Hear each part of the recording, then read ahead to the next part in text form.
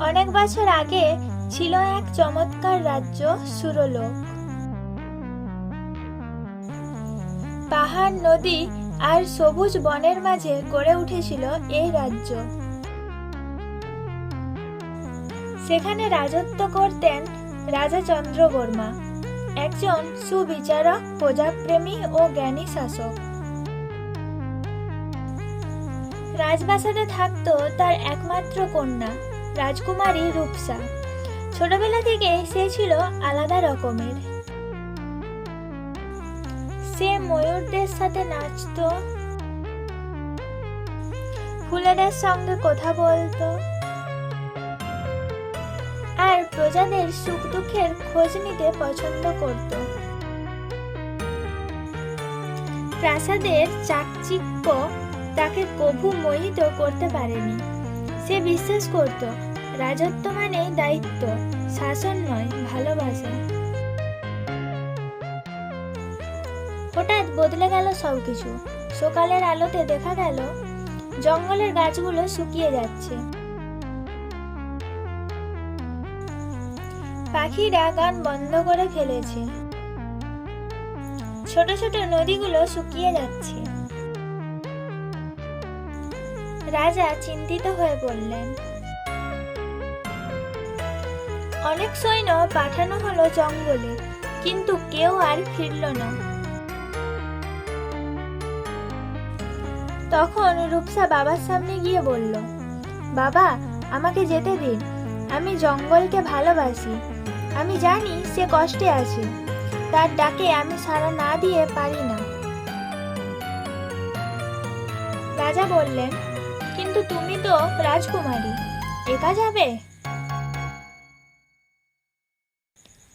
রূপসা বলল, আমি একজন রাজকুমারী ঠিক, কিন্তু তার চেয়ে আগে আমি একজন মানুষ। আর মানুষের কাজ ভালোবাসা ও সাহস নিয়ে বিপদে পাশে দাঁড়ানো। রাজা চুপ করে গেলেন।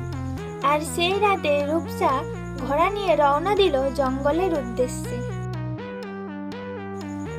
রূপসা প্রবেশ করলো ঘন অন্ধকার জঙ্গলে। চারিদিকে নিস্তব্ধতা, কিন্তু সে থামল না। হঠাৎ সে দেখতে পেল এক পুরনো মন্দির। সেখানে একটি বৃদ্ধ জাদুকর পাথরের মূর্তিতে পরিণত হয়েছে। তার অভিশাপের জন্যই জঙ্গল নষ্ট হচ্ছে। রূপসা জাদুকরের চোখে চোখ রেখে বলল, আমি তোমার মুক্তি চাই, কি করতে হবে? আমি এক কালা জাদুকর, এক ভুলের কারণে অভিশপ্ত। যদি কেউ নিঃস্বার্থ ভালোবাসা দেখায়, তবে আমি মুক্ত হব। রূপসার চোখে জল এলো। সে মূর্তির পাশে বসে হাত ছুঁয়ে বলল, আমি চাই না তুমি কষ্ট পাও।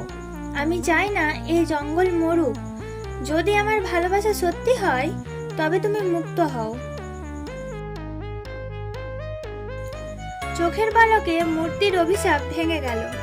সেই কালা জাদুকর এক বৃদ্ধ রূপে প্রকাশ পেল। সে বলল, তুমি সত্যিই একজন মহারাজকন্যা নও, তুমি একজন মহামানবী।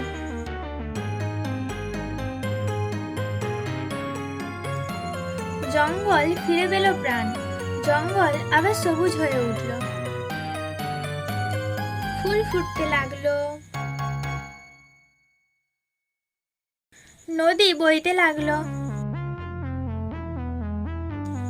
আর পাখিরা গাইতে শুরু করলো সেই পুরনো গান।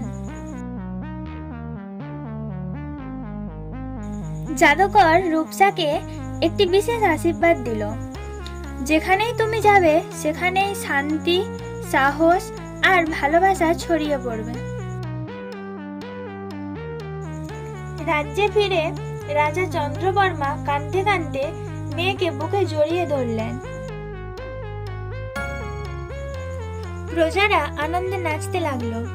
সেদিন থেকে রূপসাকে সবাই ডাকে রূপসা জঙ্গলের দেবী।